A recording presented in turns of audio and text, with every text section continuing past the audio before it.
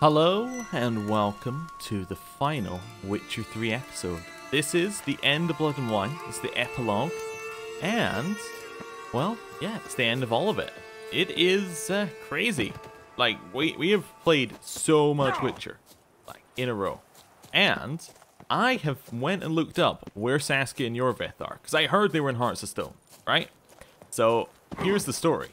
They are not in Hearts of Stone. They are also not in Blood and Wine. They are, in fact, not in the game in any capacity. Well, I mean, there's apparently one quest where they're kind of mentioned off to the side, which we did do. Yeah,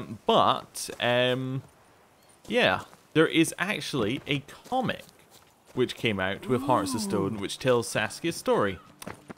Yeah, I know. Kind of disappointing, huh? But that's it. Apparently, Yorveth was meant to be in the game. Apparently, he was meant to be a major part of the game, actually, but then they cut his content because they didn't like where the quest line was going or something like that, or it wasn't quite working out.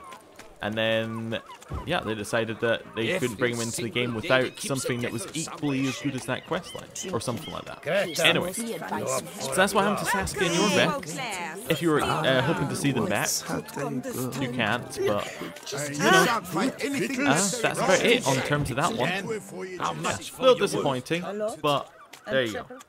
Also means like a lot of your choices from 2 just didn't matter, but I already kind of knew that, given that I'd played the start of the game before and went with a very different path, and the start was almost identical between the 2 games. So, yeah. Anyway, so that's that. We do need to go home though, because Regis has left something on our mantelpiece. That's all we know, really. It's a while to get there. Corvo Bianco. They never used the orphanage for anything, I just realized. Weird. I wonder if that gets used if you go down a different path or something like that. Kind of weird to have a building that is named its own separate area and it's just never used. I did also see a Blood and Wine quest list while I was looking up all the Yorveth stuff. I think we 100%ed Blood and Wine. I think we've done everything in it. I could be wrong, but I kind of looked at the quest list and was like, yeah, I don't see anything there that we haven't done. So there we go. To reconcile, we are in Corvo Bianco now. This is all of this is our land. Ah, fantastic. So up here and Master Witcher, some unknown individual barged into the residence. I resisted as best I could, but to no avail. Who is it? Alas, they did not do me the basic courtesy of introducing themselves. Okay. Who could it be? What's that smell?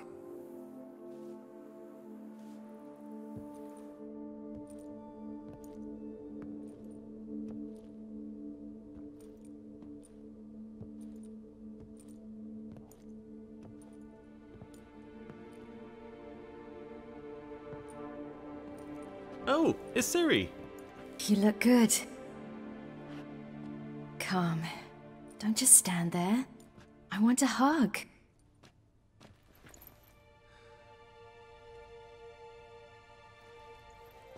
What did you bring? A Garkin from Angren.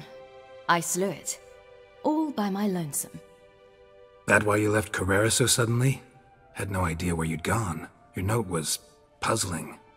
Don't try to find me. Threw me for a loop. That was silly. It's just that I felt stifled in your shadow. I'd have suffocated had I stayed. So when I read that notice, the contract, when I saw Angren, I knew I had to do it. Alone. Without my nanny. I'm not your nanny. I believe in you. Like my new house? The house is lovely. But it could use a bit of work. Yeah, got plans for it, don't worry. Wanna go outside? Could show you the grounds. I love that painting's behind us. Fantastic.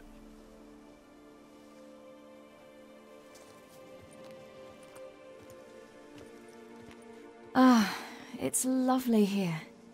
I could stay forever. So stay. What's stopping you? Actually, not a thing. I slew a Garkin, collected my bounty. I believe I'm owed some respite. Indeed you do, mademoiselle, as my major domo would say. You've a butler? A steward. Name's Barnabas Basil. BB for short, though I don't know if he likes it. He's the one let you in. I'll ask him to bring in some fruit, a beverage. You can spend the rest of the day lying about. Ah, nothing would make me happier. So, oh, and this definitely takes place after the end of the game in terms of stuff. Where do we even start yet?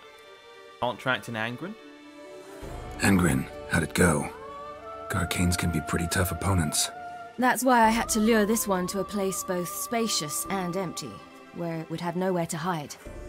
I found an abandoned crypt far from any town or village. Good choice. Always best to avoid additional casualties, so your foe had nowhere to hide. But the bastard was still damn quick, I bet. Not as quick as I am. My greater worry was its strength. I was far outclassed there. But a dose of black blood did the trick. We fought a while, I feigned a mistimed dodge and let it drink. The rest was easy.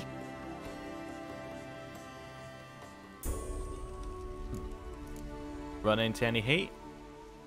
Encountered the most charming aspect of being a Witcher yet? Which aspect is that? The hatred, disgust, that strange blend of admiration, fear, and contempt. They set their hounds on me in one village. In another, they forbade me from taking a drink from their well. Other than that, it's been all right. No one's tried to cheat me out of my reward so far. I'd hoped they'd treat a woman differently. Geralt, when they treat a woman differently in this world, it hardly ever means better. Quite the opposite. So, are you enjoying being a Witcher? Being a Witcher anything like you imagined? Geralt, I didn't have to imagine anything. Remember, before we parted, we walked a good stretch of the path together. Journeyman and master, though, not the same thing. I'm still a long way from mastering anything, but I am trying. Anyway, I did learn from the best. Just passed on what worked for me, or at least tried to. I was thinking of Eskel and Lambert. So, no regrets? Choice you made? Not at all. I'm doing what I ever wanted to do. Being who I wanted to be. I believe that's one definition of happiness. Well, see you later. See you later, Ciri. Take care of yourself.